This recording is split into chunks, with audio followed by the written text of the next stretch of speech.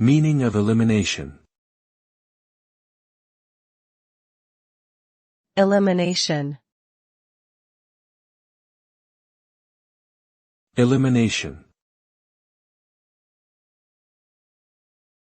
Elimination.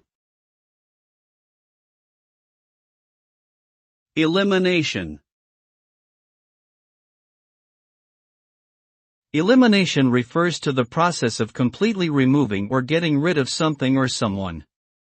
The outcome of elimination is the absence or non-existence of the eliminated entity. This can refer to various contexts, such as the elimination of waste, toxins or bacteria from the body, or the elimination of competitors in a sporting event. In some cases, elimination can have a negative impact on those affected, such as job loss due to company restructuring. However, in other cases, elimination can be beneficial, such as the elimination of harmful substances in food production.